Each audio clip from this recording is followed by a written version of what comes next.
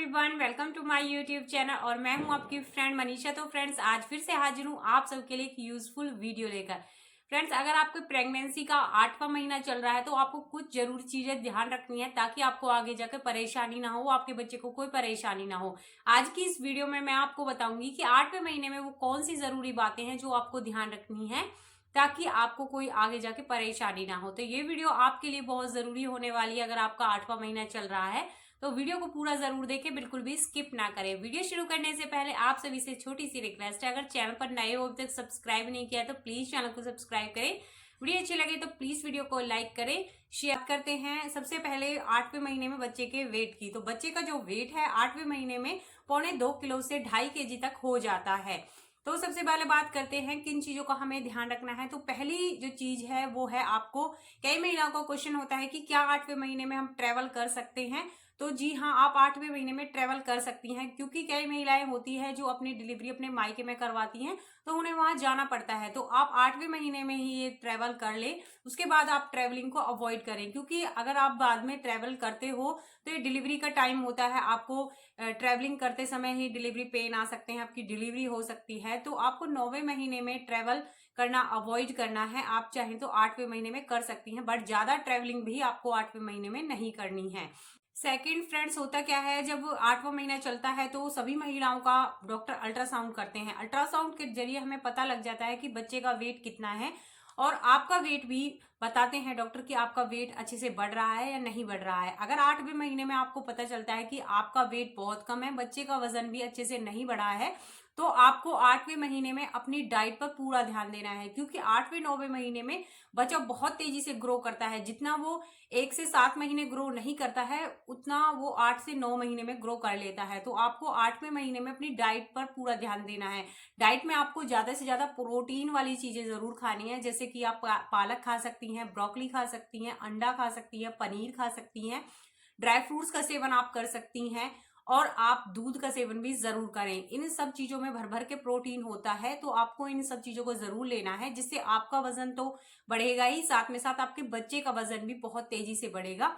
कई बार जब महिलाओं का जो वजन है कम आता है और बच्चे का वजन कम आता है 8वें महीने में, तो डॉक्टर्स आपको प्रोटीन पाउडर या प्रोटीन बिस्किट देते हैं, तो आपको उनको जरूर खाना है। ऐसा नहीं है कि आपको उनको स्किप करना है, आपको उनको जरूर खाना है ताकि आपका समय पर वजन बढ़ सके, बच्चे का वजन भी अच्छे से बढ़ सके।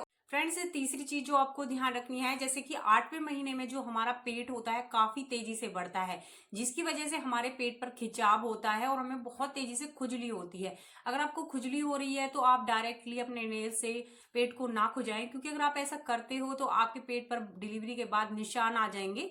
तो इस बात का भी आपको ध्यान रखना है। जब भी आपको पेट पर खुजली हो, जांघों में खुजली हो, तो आपको अपने पेट पर एक सॉफ्ट कपड़ा रख लेना है और उस कपड़े के ऊपर से आपको अपनी खुजली कर लेनी है। अगर आपको तब भी खुजली में राहत नहीं मिलती है, थोड़ी बहुत जो खुजली अगर आपको हो रही है तो ये नॉर्मल होता है, बट बहुत ज्यादा आपको खुजली हो रही है, बिल्कुल भी आपकी सही नहीं हो रही है, आप बॉडी लोशन लगा रहे हो, ऑयल लगा रहे हो, फिर भी आपकी खुजली नहीं जा रही है, तो ये एक दिक्कत की परेशानी की बात हो सकती है। तो इस सिचुएशन में आपको तुरंत डॉक्टर के पास जाना है और डॉक्टर को दिखाना है। डॉक्टर आपको अच्छी मेडिसिन देंगे ताकि आपकी जो खुजली है अच्छे से सही हो सके और आपको कोई परेशानी ना हो। क्योंकि जब प्रेगनेंसी में हमें खुजली होती है तो हमारा कोई भी खाने पीने का मन नहीं करता, ना ही कुछ काम करने का मन करता है, हम बिल्कुल एक्टिव नहीं रह पाते हैं, ना ही अपने खान पान पर ध्यान दे पाते हैं, जिससे कि बच्चे पर भी इसका गलत असर पड़ता है। तो आपको अपनी ये समस्या को जरूर डॉक्टर को दिखाना है। फ्रेंड्स, 8वें महीने में कई महिलाओं को पूरी बॉडी में पेन होता है, पैरों में दर्द होता है, और कई महिलाओं को पैरों में सूजन भी आ जाती है, और कई महिलाओं को कमर में भी बहुत तेज दर्द होता है। तो अगर आपके साथ भी ऐसा हो रहा है तो आपको नेचुरली सी बात है, जब हमारे बैक में पेन होगा, सूजन आएगी पैरों में, तो हम एक्टिव नहीं रहते हैं। तो भी आपको 8वें महीने में एक्टिव जरूर रहना है, बिल्कुल भी आपको बेड रेस्ट नहीं करना है, क्योंकि अगर आप एक्टिव नहीं रहते हैं तो बच्चे की ग्रोथ भी अच्छे से नहीं हो पाती और नॉर्मल डिलीवरी में भी परेशानी होती है। तो आपको एक्टिव जरूर रहना है। आप चाहें तो घर के छोटे मोटे काम कर सकती हैं, वॉक तो आपको जरूरी करना है, और आप हल्की फुल्की एक्सरसाइज भी कर सकती हैं डॉक्टर की सलाह लेकर। नेक्स्ट और सबसे जरूरी बात जो कि आपको 8वें महीने में याद रखनी है वो है, आपको हमेशा पॉजिटिव रहना है।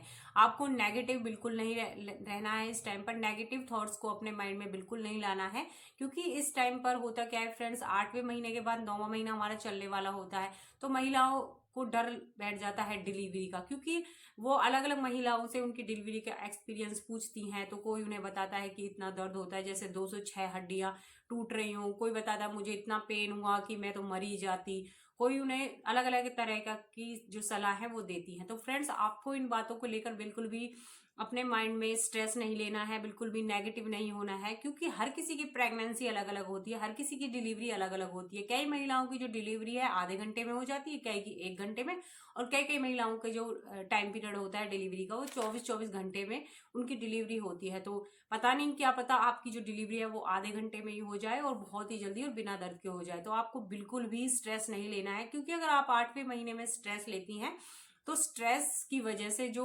डिलीवरी के हार्मोन्स होते हैं वो नहीं रिलीज नहीं हो पाते हैं, और ना ही समय पर लेबर पेन आता है।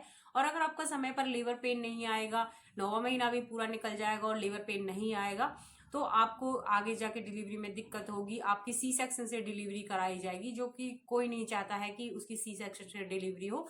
तो अगर आप चाहती हैं कि आपकी नॉर्मल डिलीवरी हो, तो इन सब बातों को अपने माइंड से निकाल दीजिए। आप अपने माइंड को स्ट्रेस फ्री करने के लिए लाइट म्यूजिक सुन सकती हैं, किसी अच्छी बुक्स को पढ़ सकती हैं, कोई भजन सुन सकती हैं, या जो भी काम आपको अच्छा पसंद हो। जैसे कि किसी महिला को कुकिंग करना अच्छा लगता है, अगर आपके माइंड में इस तरह के थॉट आ रहे हैं तो आप कुकिंग कर लीजिए। किसी को पौधे लगाना, साफ सफाई, घर का सजावट करना अच्छा लगता है, तो आप वो काम कर लीजिए, जिससे कि आपका जो स्ट्रेस है वो भाग जाएगा। और आप नेक्स्ट फ्रेंड्स, 8वें महीने में आपको ध्यान रखना है आप ज्यादा टाइम तक खड़े ना रहे एक ही पोजीशन में। जैसे कि कई बार होता है कि हम किचन के काम करते हैं तो बहुत टाइम तक खड़े रहते हैं, तो आपको ऐसा नहीं करना है। अगर आप किचन के काम करती भी हैं तो आपको रेस्ट ले लेके काम करना है। जैसे कि आप आधे घंटा काम कर लीजिए, उसके बाद थोड़ा रेस्ट कर लीजिए, उसके बाद फिर आप किचन का काम कर लीजिए।